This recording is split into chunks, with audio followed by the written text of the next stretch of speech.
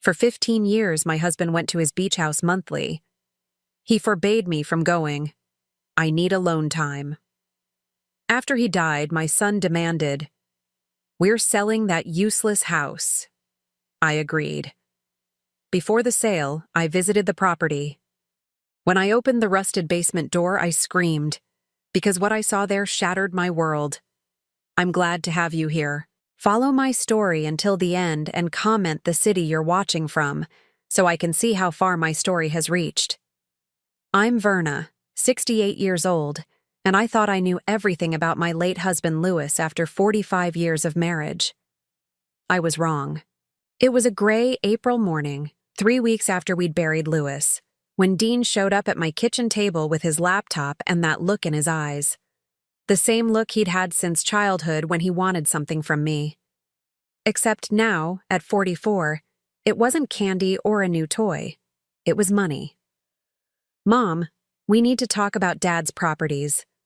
His fingers drummed against my yellow Formica table, the same nervous habit he'd inherited from his father. "The beach house is just sitting there, costing us $800 a month in maintenance." I set down my coffee mug, the ceramic clinking against the saucer. The coffee had gone cold anyway. Everything seemed cold these days. "Us?"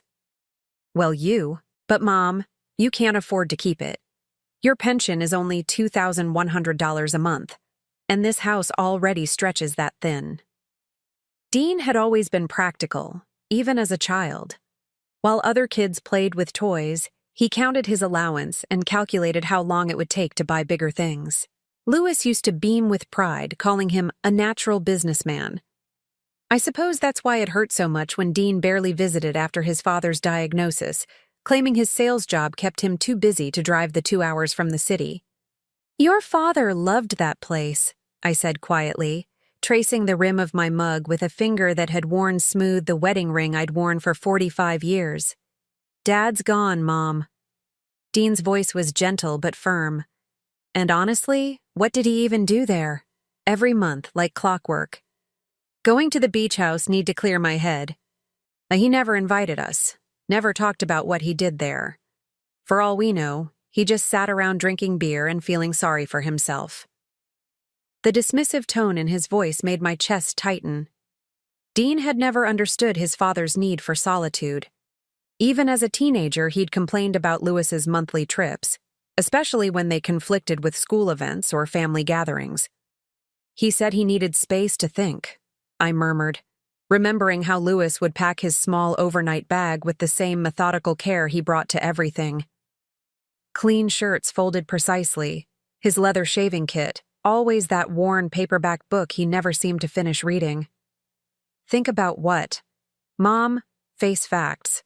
We could sell it for at least $300,000 in this market. That's money you could use to fix this place up, maybe even move somewhere smaller and easier to maintain. I looked around my kitchen, at the wallpaper Louis and I had hung together in 1982, at the small herb garden outside the window that I'd tended for decades. Moving had never occurred to me. This was our home, our life. I should see it first, I heard myself saying. Before we sell, I should see what's there. Dean's expression shifted, just slightly. If I hadn't known him his entire life, I might have missed it. But I did know him, and for just a moment, something flickered across his face. Discomfort? Worry? Mom, there's nothing to see. It's just an old beach house. Dad probably let it fall apart anyway. Why put yourself through that?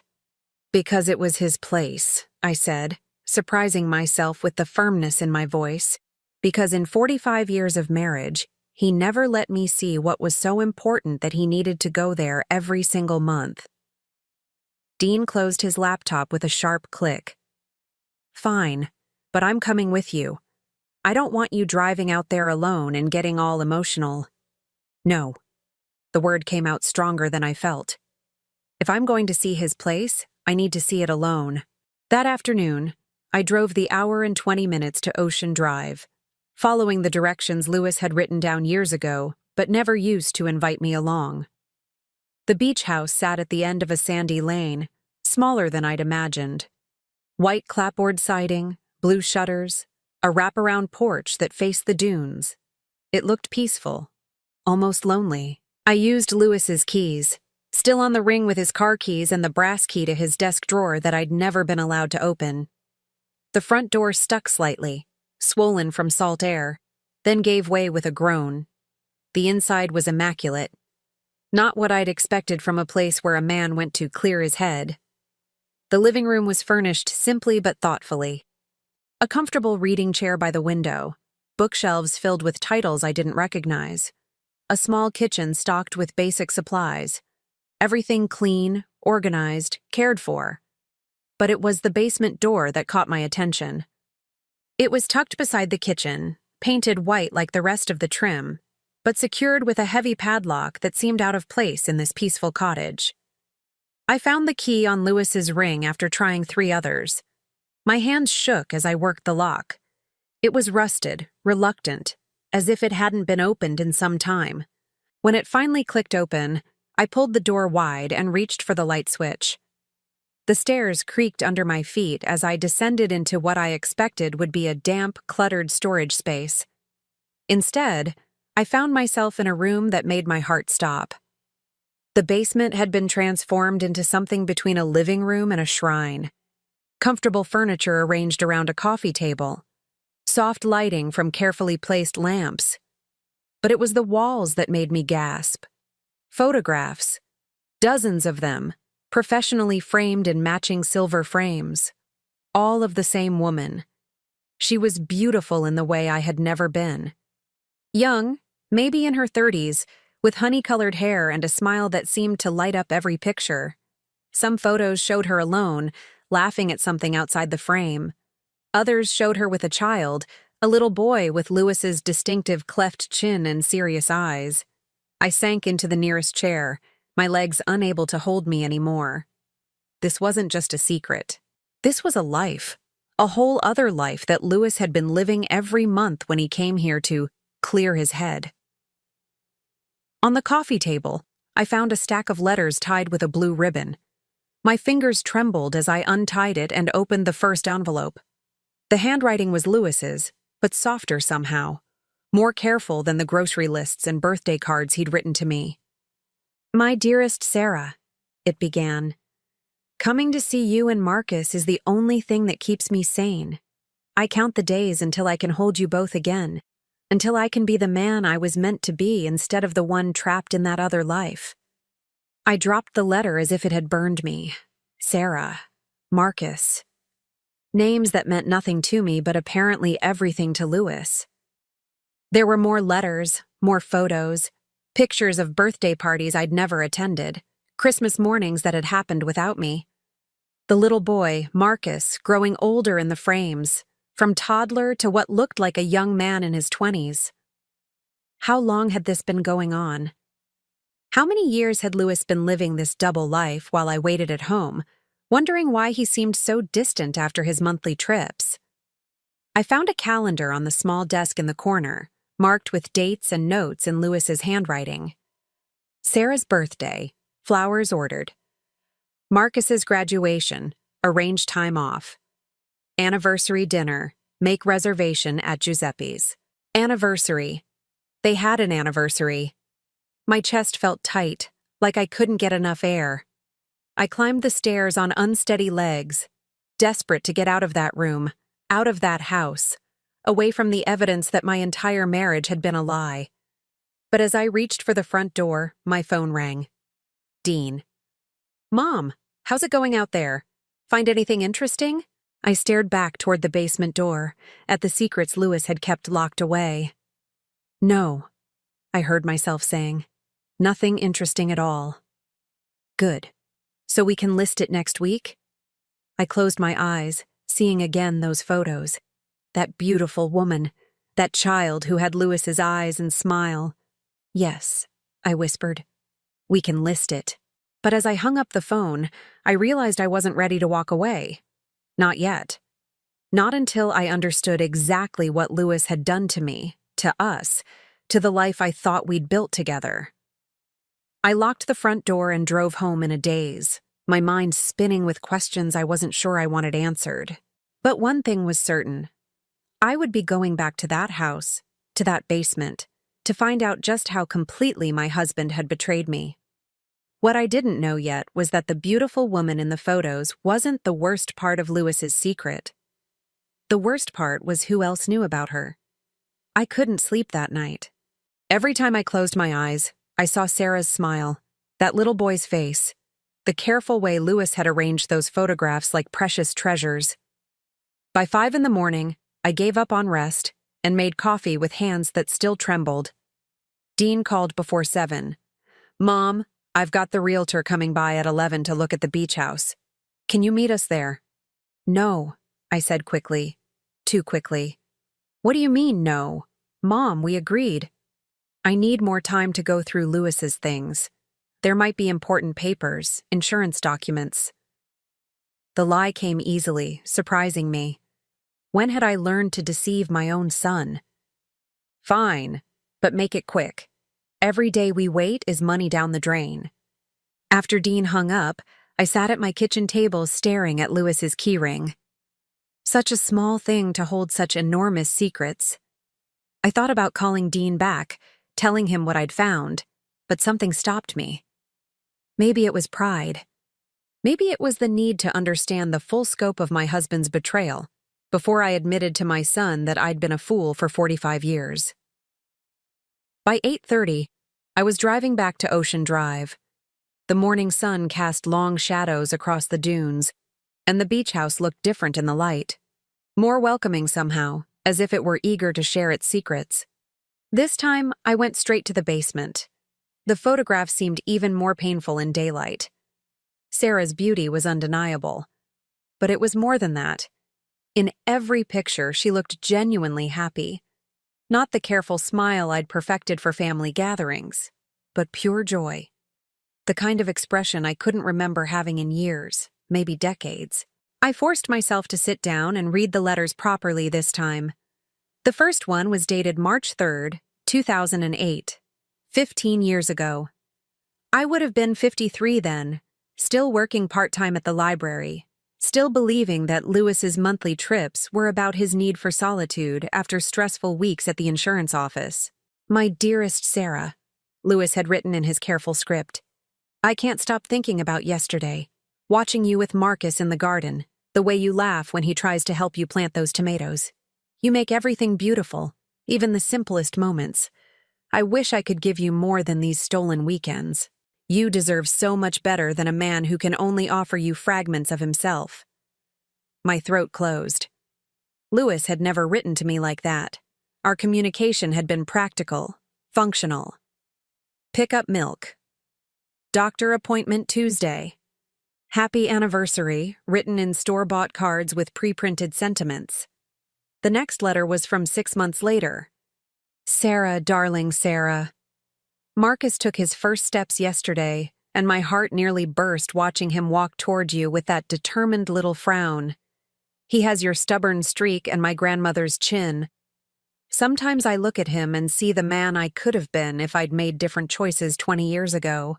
But then I remember that without those choices, I never would have found you, never would have had this perfect little family." Perfect little family. The words hit me like a slap. What did that make Dean and me? The imperfect family he was stuck with? I kept reading, and with each letter the picture became clearer and more devastating. Lewis hadn't just been having an affair. He'd been living a complete alternate life. Sarah wasn't his mistress. She was his partner, his love, the mother of his child. Marcus wasn't an accident. He was wanted, celebrated, adored. In letter after letter, Lewis wrote about birthday parties he'd planned for Marcus, bedtime stories he'd read, scraped knees he'd kissed. All the things he'd done for Dean once, but that was 20 years ago, when Dean was small and Lewis was still young enough to believe in fatherhood. But it was a letter from 2020, just 3 years ago, that made me understand the true depth of his deception. "My darling Sarah," it began, "I know you're frustrated with our situation, and you have every right to be. Marcus is 21 now, a man. and he deserves to have a father who can acknowledge him openly. You've been patient for 12 years, waiting for me to find the courage to leave Verna. But I keep postponing the conversation. I know it seems like cowardice, and perhaps it is. But Verna is getting older, and despite everything, I can't bring myself to abandon her completely. She's done nothing wrong except marry a man who was already broken. Already broken. Is that how he saw himself when he married me? I thought back to our wedding day. How handsome he'd looked in his navy suit. How my heart had raced when he slipped the ring onto my finger. Had that all been a lie, too? The letter continued. I've made a decision. I'm going to ensure that you and Marcus are taken care of when I'm gone. Verna will have the house and my pension, but everything else, the investments, the beach house, the savings account she doesn't know about, will come to you and Marcus. You are my real family, the life I chose rather than the one I inherited. Marcus is my son in every way that matters, and I want him to have the future I can't give him now. I read that paragraph 3 times before it sank in. Lewis had planned to leave his entire estate to Sarah and Marcus. Not just the beach house, but everything. While I sat at home clipping coupons and worrying about the mortgage payments on our house, Lewis had been squirreling away money for his secret family. But how much money? I thought of our joint checking account, the modest savings account with $17,000, the life insurance policy that would pay off the house. Lewis had always handled our finances, said it was too complicated for me to worry about. Now I wondered what else he'd hidden. I searched the desk drawers and found a manila folder labeled Important Documents. Inside were bank statements for an account I'd never heard of. Pacific Coast Trust. The balance made my vision blur. $1,200,000. $1.2 million. While I'd been rationing groceries and wearing the same winter coat for 6 years, Lewis had been secretly accumulating a fortune. There were more documents, investment portfolios, stock certificates, even a copy of a will that left everything to Sarah Chen and Marcus Chen, my chosen family. Chen. They had a last name now, a reality beyond the photographs. I wondered if Marcus knew about me, about Dean, about the wife his father had kept like an inconvenient secret. My phone rang, startling me so badly I dropped the papers. It was Dean again. Mom, where are you? The realtor is here and she wants to see inside. I'm at the house, I said, stuffing the documents back into the folder. I'll be right up. What do you mean, you'll be right up? Where in the house are you? I looked around the basement, at the shrine to Lewis's real life, at the evidence that my entire existence had been a convenient fiction. Just going through some old storage boxes. Give me 5 minutes. Make it fast. Mrs. Rodriguez has 3 other appointments today. I climbed the stairs on shaking legs, locked the basement door, and composed myself before opening the front door to find Dean standing beside a professionally dressed woman who looked like she could sell sand to a beach. Mrs. Patterson, so nice to meet you. I'm Elena Rodriguez.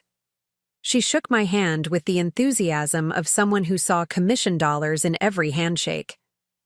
Your son tells me you're ready to let this little gem go. I have to say, properties like this are selling within days in the current market. I nodded mutely, barely hearing her chatter about square footage and ocean views.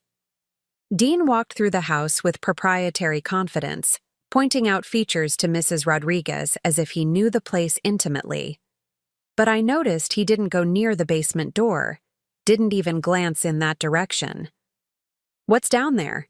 Mrs. Rodriguez asked, noticing the door I'd been trying not to look at. Just storage, Dean said quickly. Nothing interesting. Mom, didn't you say the water heater needs work? It was a lie. I'd seen no water heater in that basement, just Lewis's secret shrine to his other life. But Dean's quick deflection raised a question that made my stomach clench. How much did my son know about his father's double life? I'll need to see the basement for the listing, Mrs. Rodriguez said practically. Buyers want to know about storage space, utilities, potential for renovation. I don't have the key with me, Dean said smoothly. We can schedule another time. Another lie. The key was on Lewis's ring, which I had in my purse. Dean knew I had those keys, which meant he knew exactly what was in that basement and wanted to make sure Mrs. Rodriguez didn't see it. Actually, I heard myself saying, I do have the key. Dean's face went white. Mom, we don't need to— It's fine, I said, pulling out Lewis's key ring. Let's show Mrs. Rodriguez everything. The lock was easier this time, as if it had remembered my touch. I led Mrs. Rodriguez down the stairs, my heart pounding, waiting for her reaction to Lewis's secret sanctuary. But when we reached the bottom, Mrs. Rodriguez just nodded approvingly at what looked like an ordinary basement family room. Comfortable furniture, good lighting, nothing remarkable. The photographs were gone. The letters, the documents, the calendar, all of it had vanished. Nice space, Mrs. Rodriguez said, making notes. Finished basement definitely adds value. I stared at the blank walls, the empty coffee table. Someone had stripped away every trace of Sarah and Marcus, every piece of evidence that Lewis had lived a secret life. The only question was when and who had done it. Dean was quiet during the drive home, but I could feel his relief rolling off him in waves. Finally, as we pulled into my driveway, I turned to face him. You've been here before, I said. It wasn't a question. He kept his hands on the steering wheel, looking straight ahead. Mom, how long have you known about Sarah and Marcus? For a moment, I thought he might keep lying.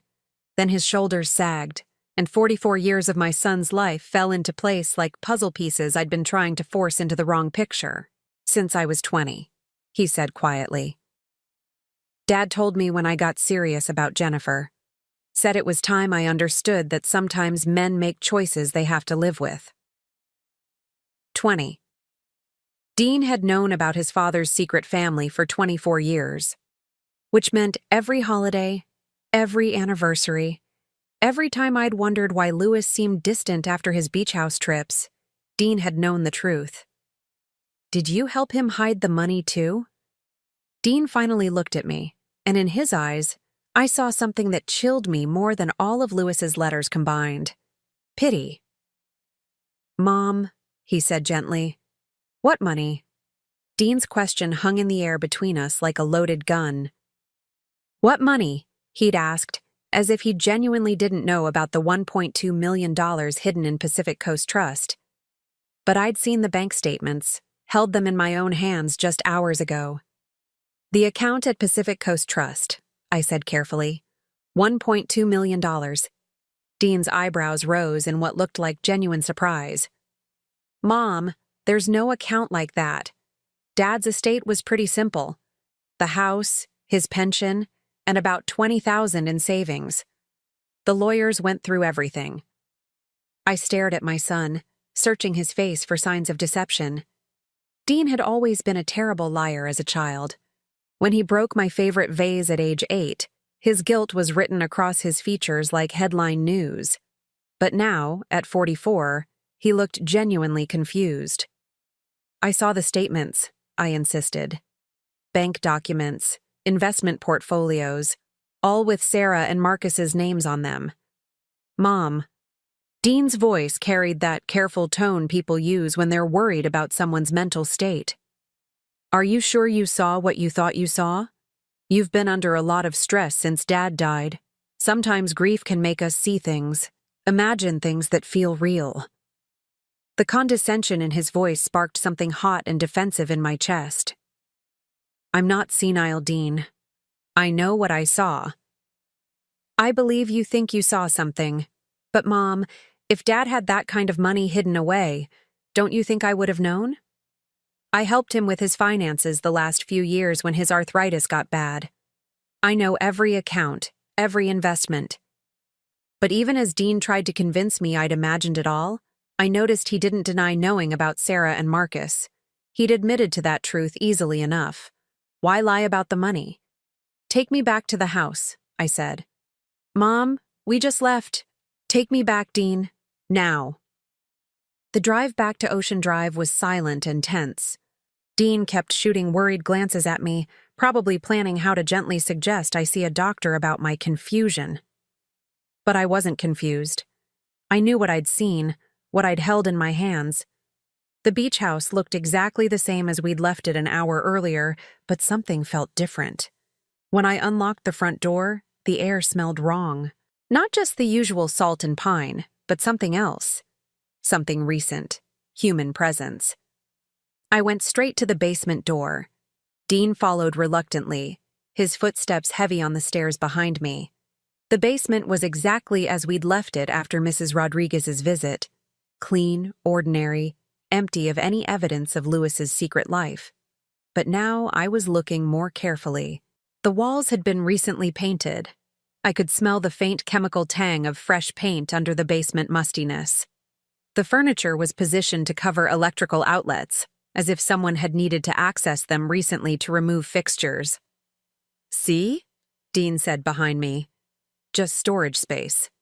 But I was examining the coffee table where I'd found the letters. When I looked closer, I could see faint outlines in the dust where picture frames had been sitting. Someone had cleared this room, but they'd done it recently. Very recently. "Who else has keys to this house?" I asked. Dean hesitated. "Just us, as far as I know." "Dean," I turned to face him, "I need you to tell me the truth, all of it." My son stood at the bottom of those basement stairs looking like the 8-year-old boy who'd broken my vase, guilty and cornered. Finally, he sighed.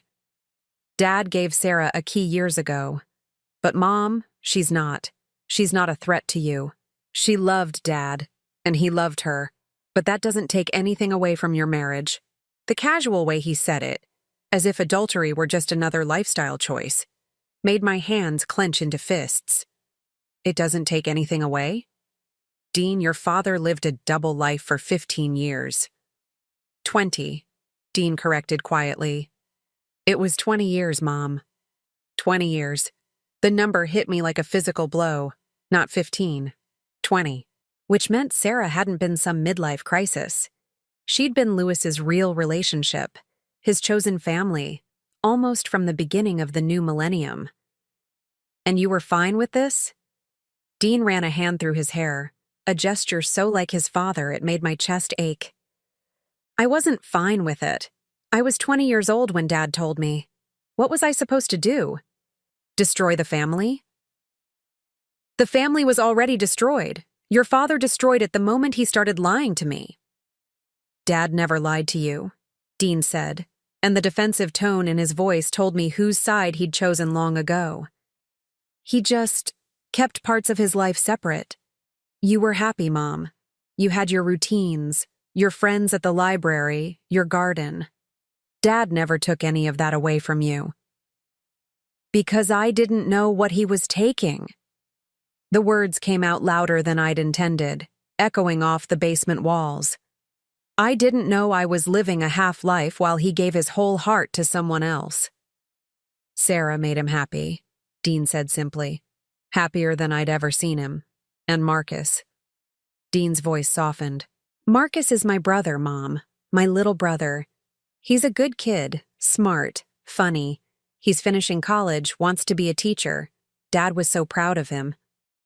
The way Dean talked about Marcus with genuine affection and pride made something crack inside me. My son had a relationship with his half-brother that I'd never even known existed.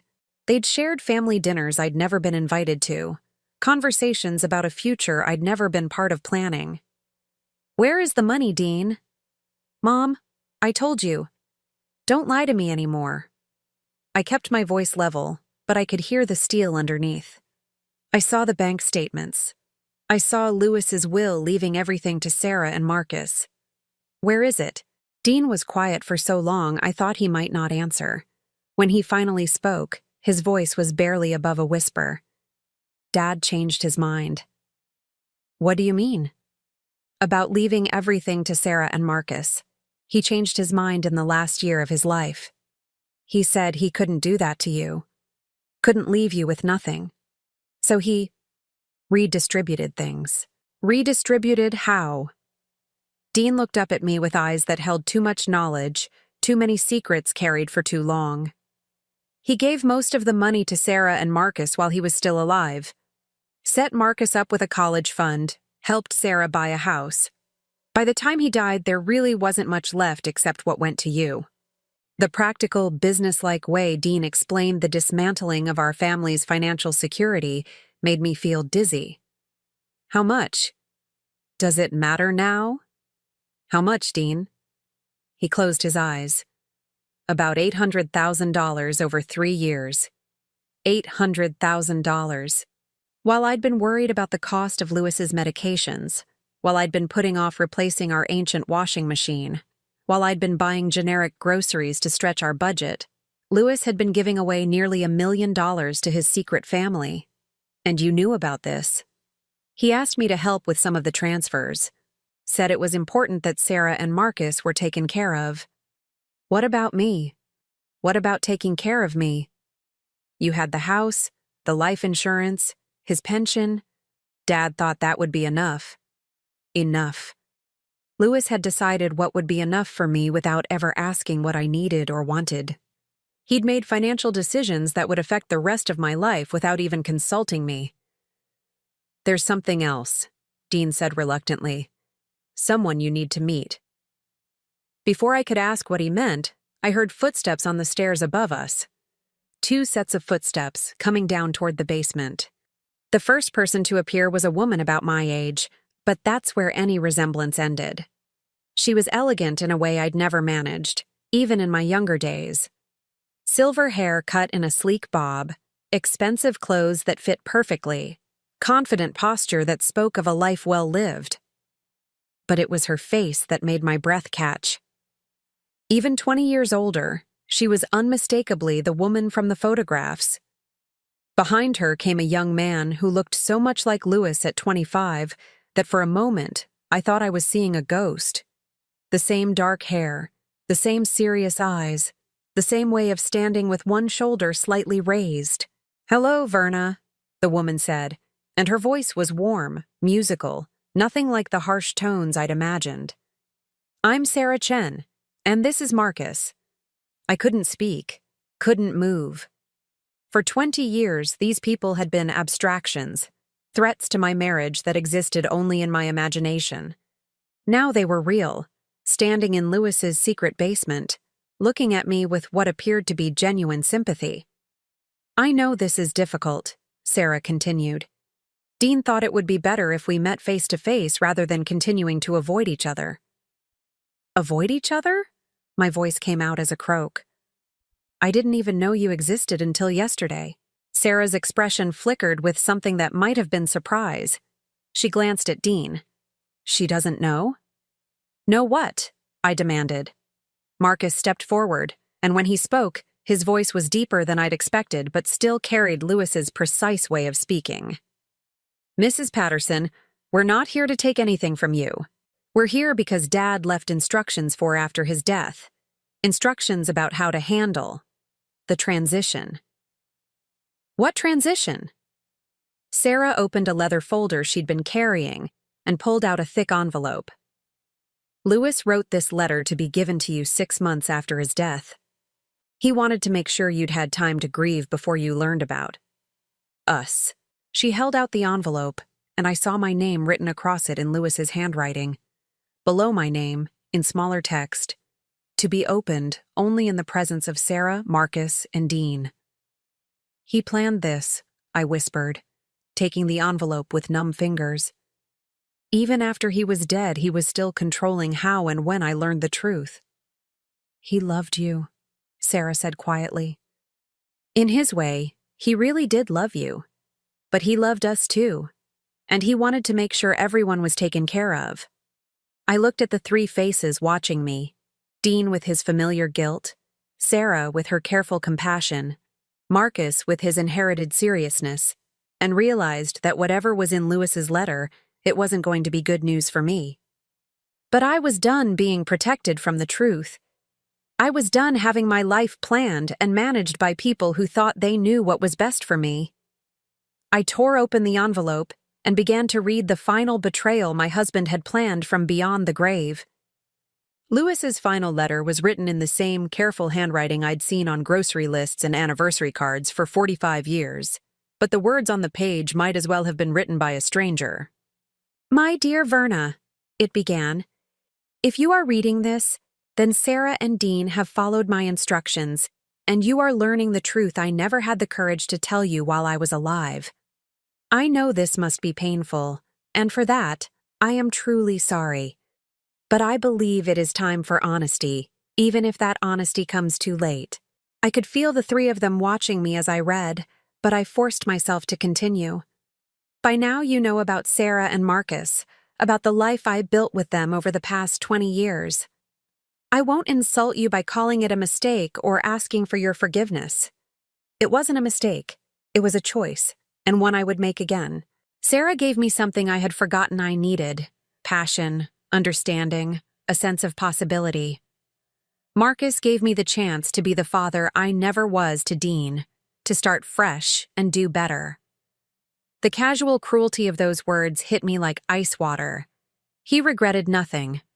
After 45 years of marriage, after building a life together, raising Dean together, growing old together, Lewis regretted nothing about his betrayal.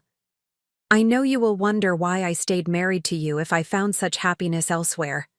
The truth is, I stayed because it was easier than leaving, and because despite everything, I did care about you. You deserved better than abandonment, even if you also deserved more than half a husband. Half a husband. Is that what I'd had all these years? The leftover pieces of a man whose heart belonged to someone else? I have tried to arrange things so that everyone I love will be taken care of. Sarah and Marcus have their house, Marcus has his education funded, and Sarah has enough to live comfortably. You have our house, my pension, and the life insurance policy. But there is one more thing I need to tell you. One final arrangement I have made." My hands were trembling so badly I could barely hold the letter steady. Beside me, I could hear Dean shifting nervously, and I knew whatever was coming next would be the worst of it. "The beach house will not be sold. It belongs to Sarah and Marcus now, legally transferred to them 3 months before my death. It is their inheritance, their piece of the life we built together. But more than that, it is where Sarah plans to live now that there is no reason for secrecy." I looked up sharply at Sarah, who was watching me with something that might have been pity. "You're moving here?" "I already have," she said softly. "Last month. The apartment in the city was too expensive, and this place. It holds so many memories of Lewis. I want to be near them." "It's beautiful here," Marcus added, and there was genuine enthusiasm in his voice. "Quiet, peaceful, great place for Mom to write." "Write?" "Sarah is a novelist," Dean said, speaking for the first time since the letter reading began. "She's published 4 books. Dad was so proud of her work." Published novels. Another piece of Sarah's life that was more accomplished, more interesting than anything I had ever done. While I'd been checking out library books and tending my small garden, Lewis's real partner had been creating art, building a career, living a full and meaningful life. I looked back at the letter. I hope that in time, you and Sarah might find some way to coexist peacefully. You both loved me in different ways, and I loved you both. Dean has agreed to help facilitate this transition, and I trust him to handle any difficulties that may arise.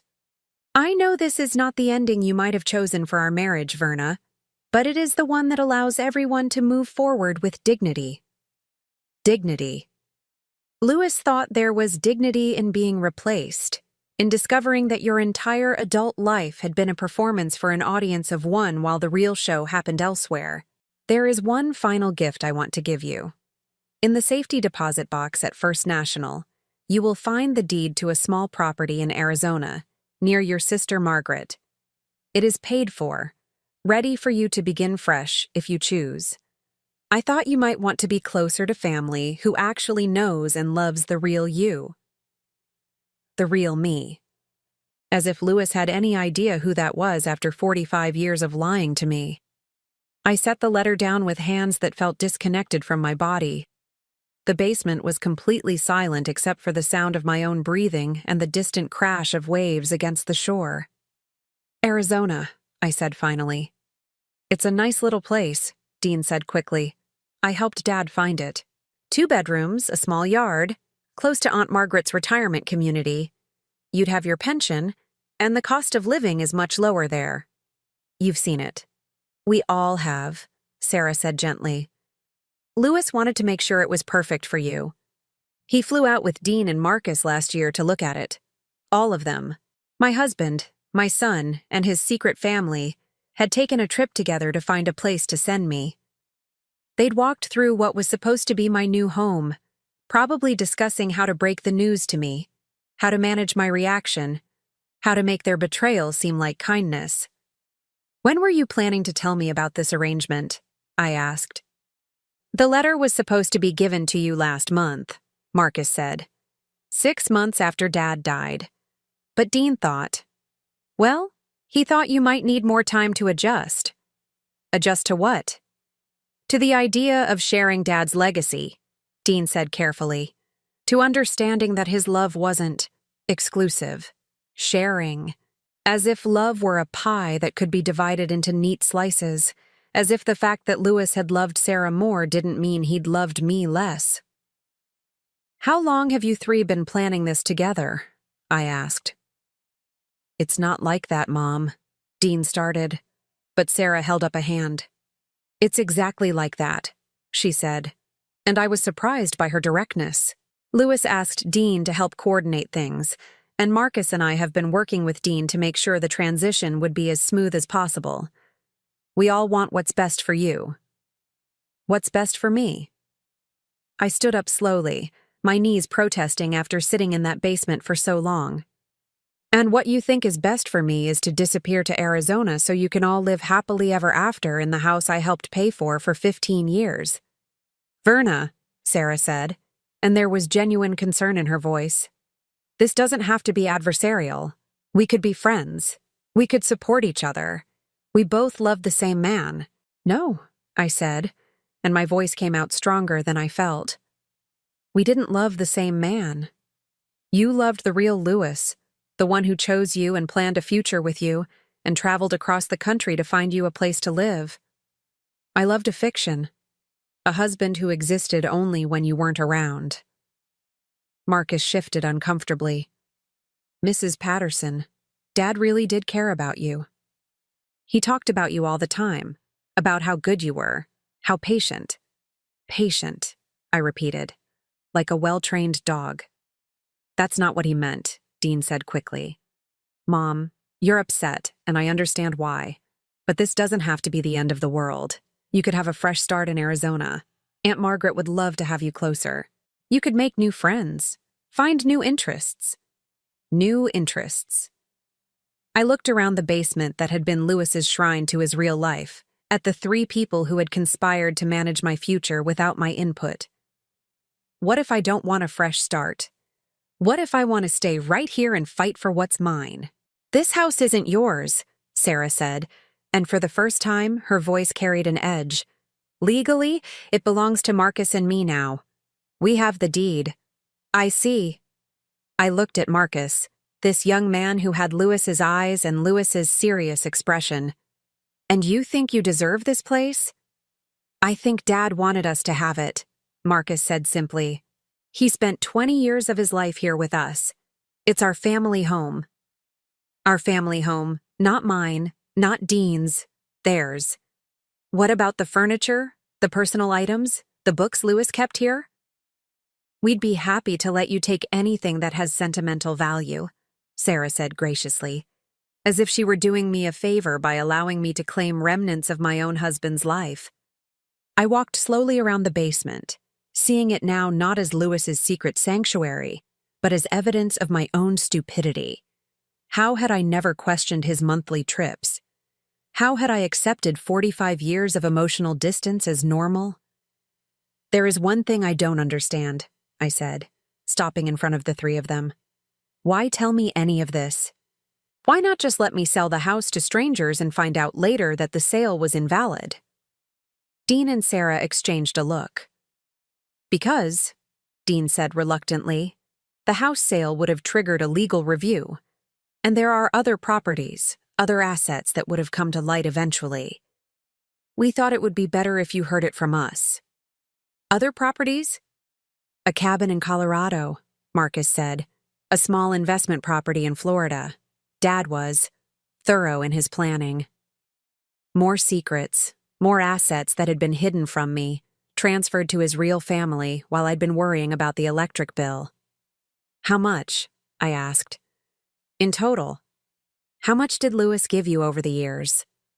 Verna, Sarah said softly. I don't think those details matter now. They matter to me. Marcus looked at his mother, then at Dean, then back at me. About $2.4 million, counting the properties and the education fund and the direct transfers. $2.4 million. While I'd been clipping coupons and buying generic cereal, Louis had been secretly transferring the equivalent of my entire lifetime earnings to his other family. I felt something inside me break, but it wasn't my heart. My heart had broken yesterday when I first saw Sarah's photographs. This was something deeper. This was the last thread of respect I'd had for the man I'd married, the last trace of love I'd carried for 45 years. I want you all to leave, I said quietly. Mom, Dean started, but I held up my hand.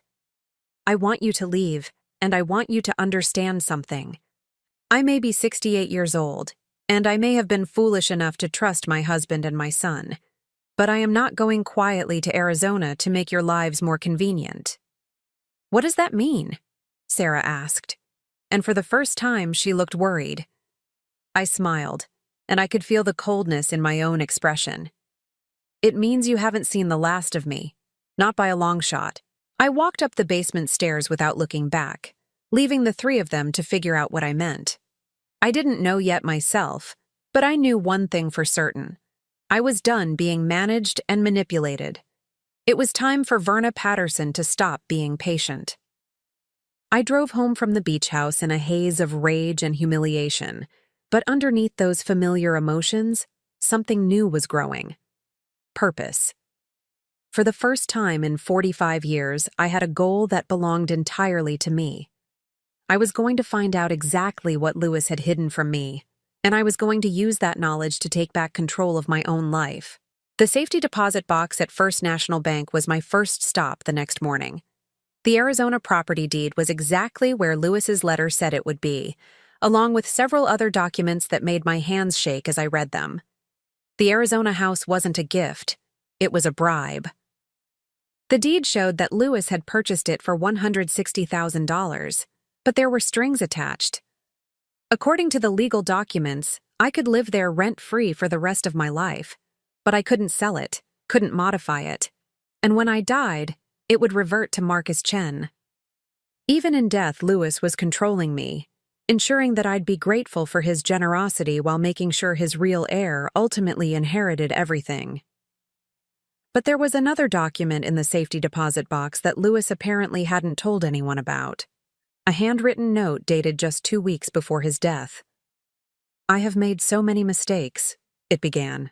I thought I was protecting everyone by keeping my two lives separate, but I was only protecting myself. Sarah deserves better than secrecy. Verna deserves better than lies. And both of them deserve better than a coward who was too selfish to choose. I read the note 3 times before its implications sank in. This wasn't the confident, controlling Louis who had orchestrated everyone's future from beyond the grave. This was a man wrestling with guilt, having second thoughts about the elaborate deception he'd constructed. The note continued. If something happens to me before I can make this right, the whole truth is hidden where only Verna will think to look. She knows me better than anyone, even if I never let her see the real me. Behind our wedding photo, in the hollow space I carved in the wall during our first year of marriage. She was the only one who knew about my hiding places then, before I learned to keep secrets from her too. I folded the note with trembling hands. Our wedding photo hung in the bedroom, the same spot it had occupied for 44 years. I'd dusted around it weekly, straightened it countless times when the house settled and knocked it crooked. but I'd never thought to look behind it. The drive home took forever. Every red light, every slow driver ahead of me felt like a deliberate obstacle. By the time I pulled into my driveway, my hands were slick with nervous sweat. The wedding photo was heavier than I'd expected when I lifted it from its nail. Behind it, just as Lewis had written, was a small rectangular hole carved into the wall. Inside was a manila envelope, thick with documents. I carried everything to the kitchen table and spread it out under the bright fluorescent light. What I found there changed everything. Bank statements going back 5 years showed a very different financial picture than what Dean had described. The Pacific Coast Trust account I'd seen evidence of in the beach house basement was real, but it wasn't empty. The current balance was $1.8 million, and the account was held in trust with a very specific beneficiary, me. According to the documents, Lewis had set up the trust 3 months before his death. All the money he'd given to Sarah and Marcus over the years was being held in a separate account, intended as their inheritance only if I chose not to claim it. If I presented these papers to the bank, the entire amount would be transferred to my name immediately. But that wasn't the most shocking revelation in the envelope. There was a copy of Lewis's real will, dated just 1 week before his death. Not the version that left everything to Sarah and Marcus, and not the careful distribution that Dean had described. This will left everything to me, with a codicil that provided for Sarah and Marcus only if I chose to honor it. I have spent 20 years trying to live 2 lives, Lewis had written in the will's preamble, and I have succeeded only in cheating everyone I claimed to love. Verna has been denied the full attention and affection she deserved as my wife. Sarah has been denied the public acknowledgement she deserved as my partner. Marcus has been denied his rightful place as my acknowledged son. And Dean has been burdened with secrets that no child should have to carry. I sank into my kitchen chair, staring at the legal documents that turned everything I'd learned in the past 2 days upside down. Lewis hadn't planned to abandon me financially. He'd planned to give me the power to decide everyone's fate. But why hadn't Dean mentioned this will?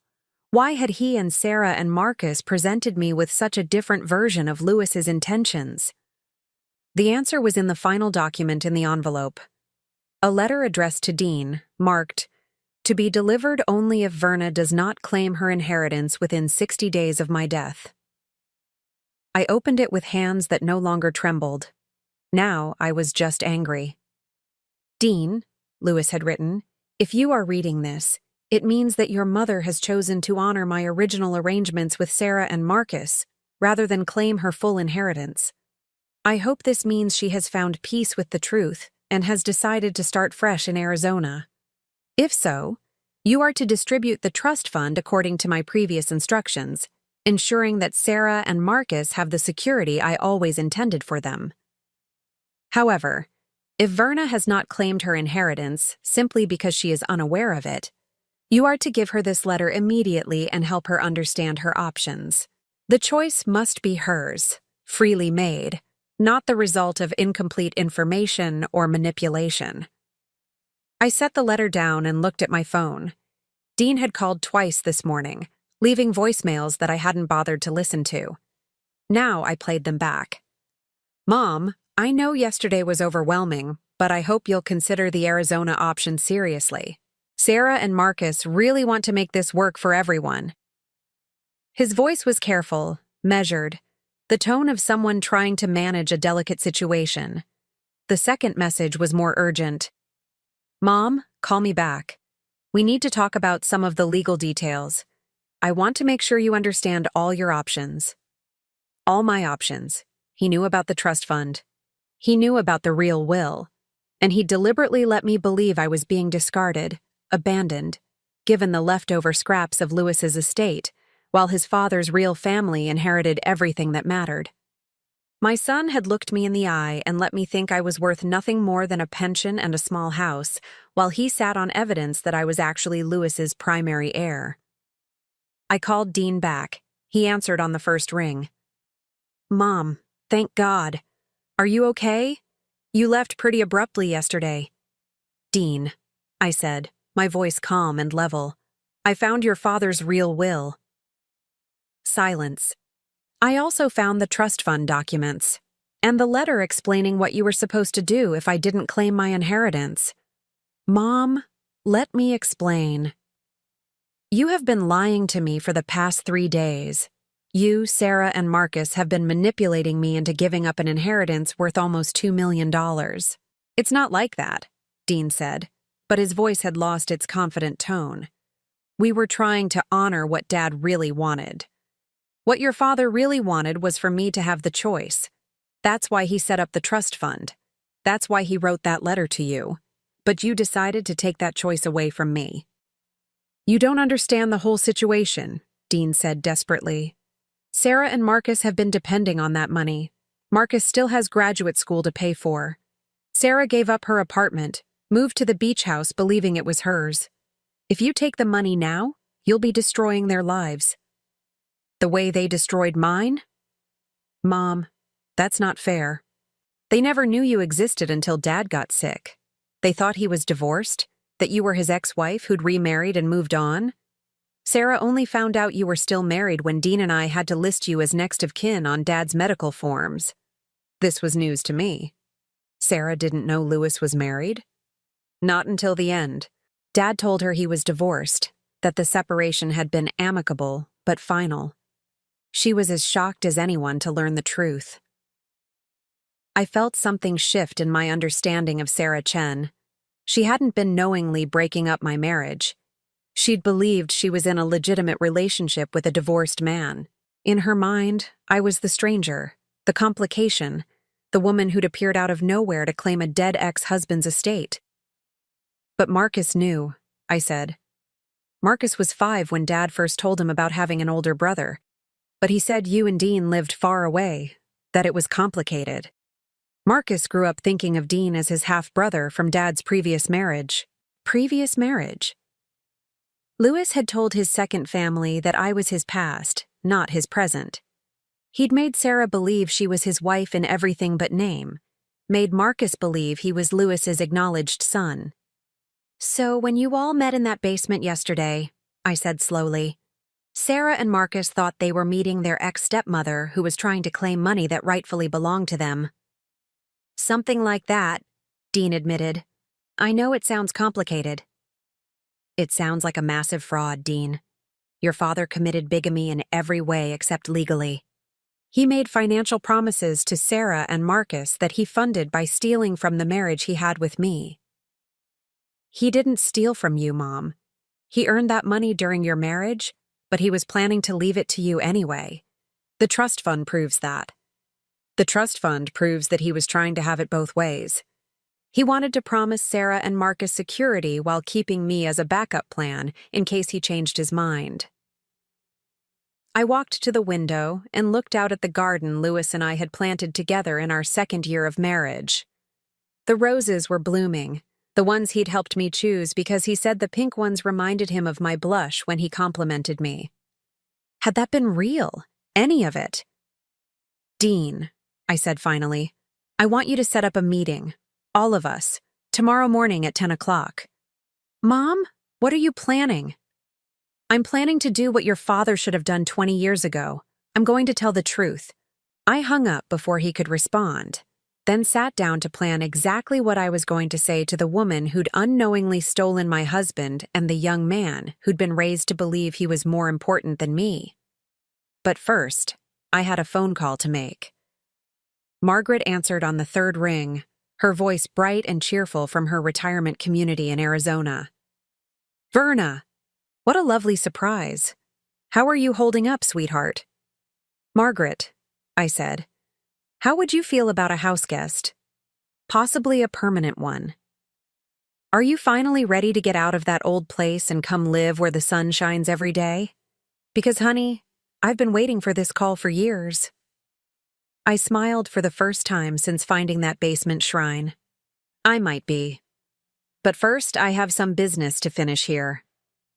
Tomorrow, I would face Sarah and Marcus with the truth about Louis's deception. I would tell them that they'd been as manipulated as I had been, that we were all victims of a man who'd thought he could control everyone's lives even after his death. And then I would make the choice Louis had always been too much of a coward to make. I would decide what kind of ending this story deserved. The meeting took place at Sarah's house, the beach house that had been mine for 15 years before I knew anyone else existed. I arrived at exactly 10 o'clock, carrying Lewis's real will and the trust fund documents in a folder that felt heavier than it should. Sarah answered the door, wearing a simple blue dress that made her look younger than her 60-something years. Up close, without the shock of discovery clouding my vision, I could see what Lewis had seen in her. She had laugh lines around her eyes and calloused fingers that spoke of someone who worked with her hands.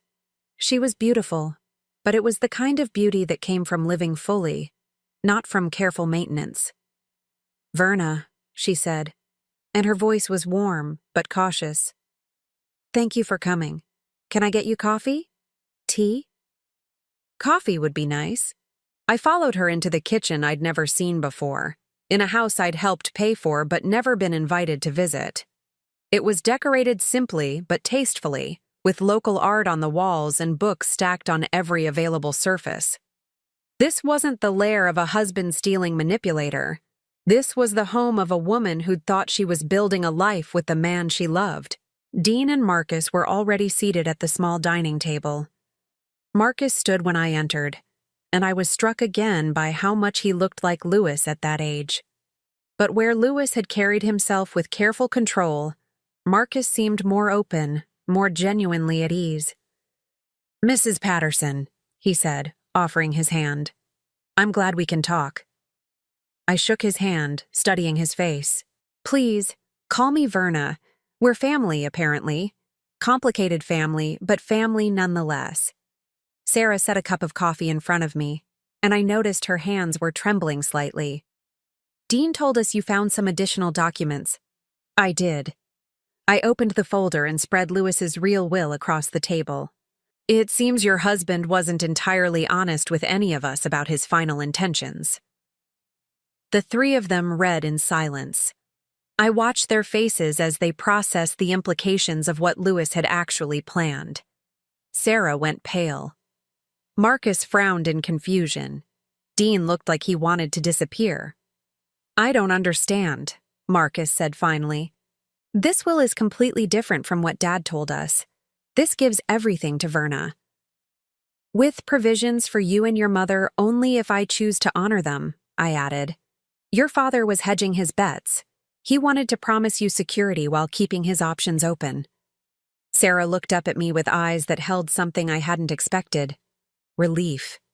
"So we never had any legal right to this house," she said, "or to any of the money Lewis promised us." "No, you didn't." "I see." Sarah folded her hands in her lap, and I could see her mentally recalculating everything she'd believed about her future. "I suppose this changes everything." "It does," I agreed. "But probably not in the way you think." I reached into the folder and pulled out a second set of documents. "These are the trust fund papers. Lewis did set aside money for you and Marcus, but he structured it so that I would have the final say in how it was distributed." "How much?" Marcus asked quietly. $1.8 million. Marcus whistled low. "That's more than he ever told us about."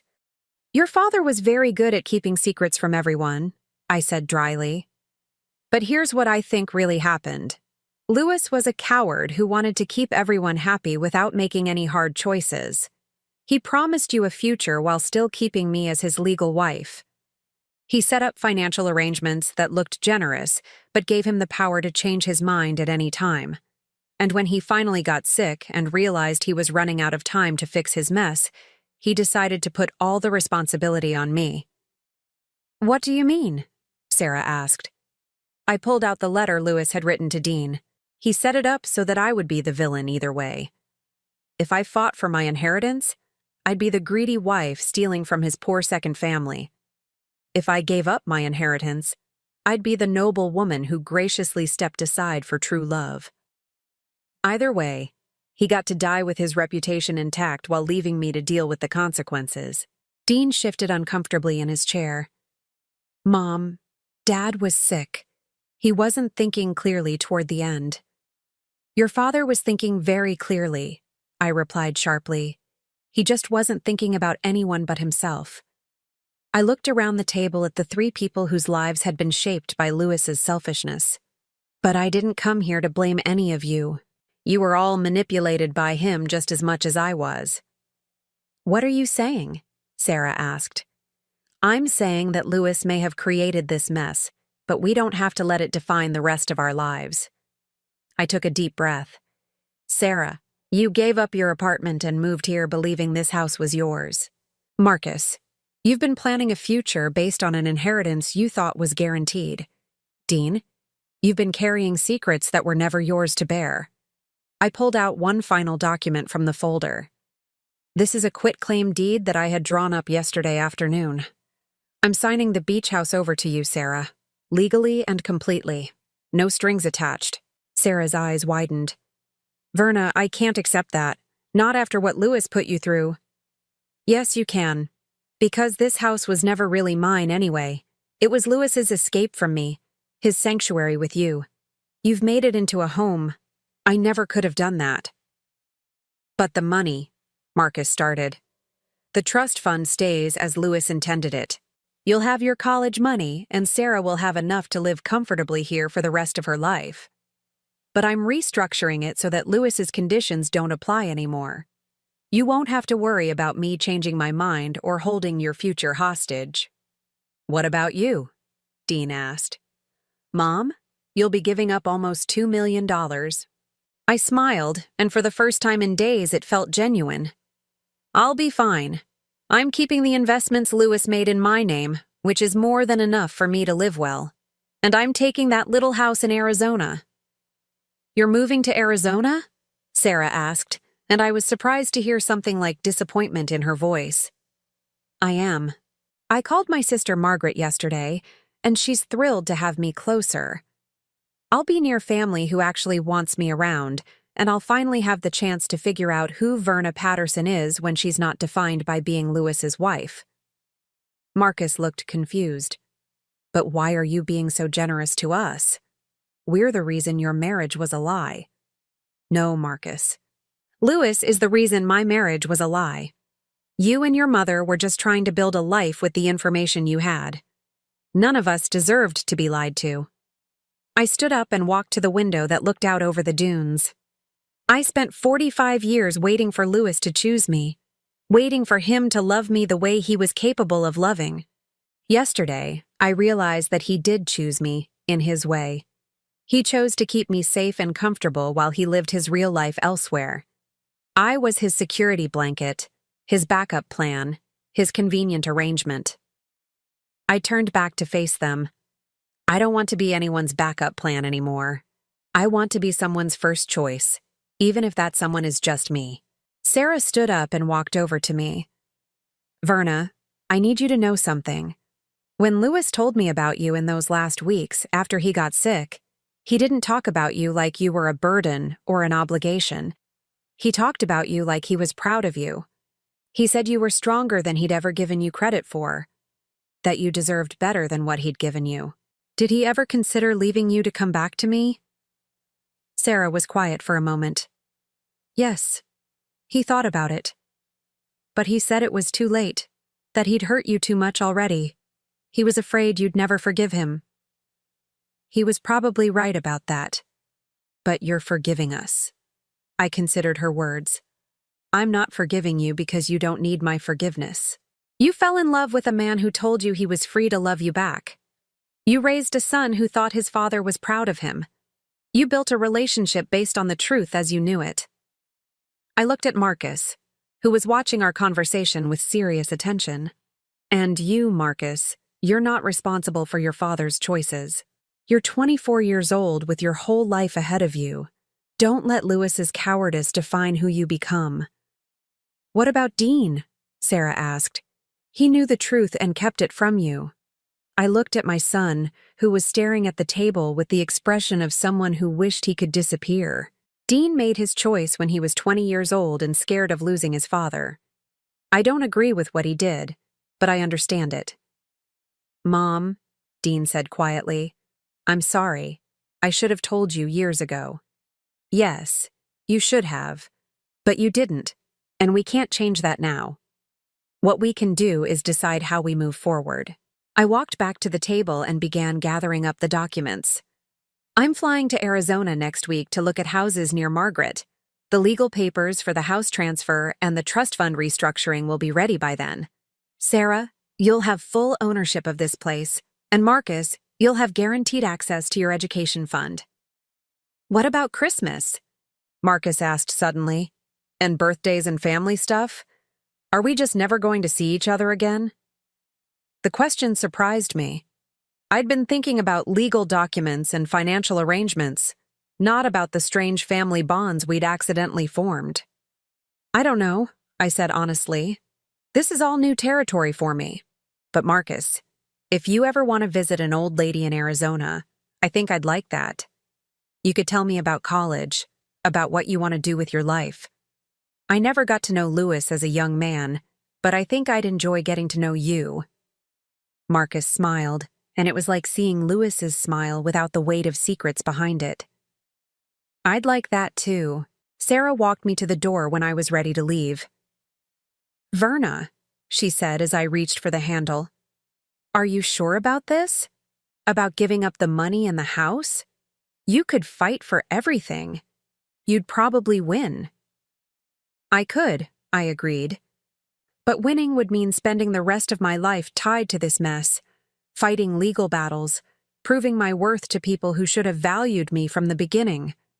I'd rather be poor and free than rich and trapped. You're not poor, Sarah pointed out. Louis's other investments will keep you comfortable. That's true. But more importantly, I'm not trapped anymore. For the first time in 45 years, I get to decide what comes next. I drove away from the beach house with the windows down, letting the salt air blow through my hair. In my rearview mirror, I could see Sarah standing on the porch, watching me go. She raised her hand in a small wave, and I found myself waving back. 3 weeks later, I was sitting on the porch of my new house in Arizona, watching the sunrise paint the desert mountains in shades of gold and pink. Margaret lived just 10 minutes away, and we'd already established a routine of morning walks and afternoon bridge games. My phone rang as I was finishing my first cup of coffee in my new kitchen. It was Marcus. Verna? I hope it's not too early to call. It's never too early for good news, I said, though I wasn't sure what news he might have. I got accepted to graduate school, full funding for my master's in education. I start in the fall. Marcus, that's wonderful. Your father would have been so proud. Actually, Marcus said, I was hoping you might be proud too. I know it's weird, but you're the closest thing to a grandmother I've got, and I wanted to share the news with family. I felt tears prick at my eyes. I am proud of you. So very proud. After we hung up, I sat on my porch for a long time, thinking about family and choice and the strange ways life can surprise you when you stop trying to control it. Louis had thought he was giving me a choice when he set up that trust fund, when he wrote those careful letters explaining my options. But he was wrong. The real choice wasn't about money or houses or inheritance. The real choice was about who I wanted to be when I finally stopped being Louis Patterson's wife. I chose freedom. I chose fresh air and desert sunrises and a sister who was genuinely happy to see me. I chose phone calls from a young man who wanted to share his victories with someone who cared. I chose myself, finally and completely. And for the first time in 68 years, that felt like more than enough. Now I'm curious about you who listened to my story. What would you do if you were in my place? Have you ever been through something similar? Comment below. And meanwhile, I'm leaving on the final screen 2 other stories that are channel favorites, and they will definitely surprise you. Thank you for watching until here.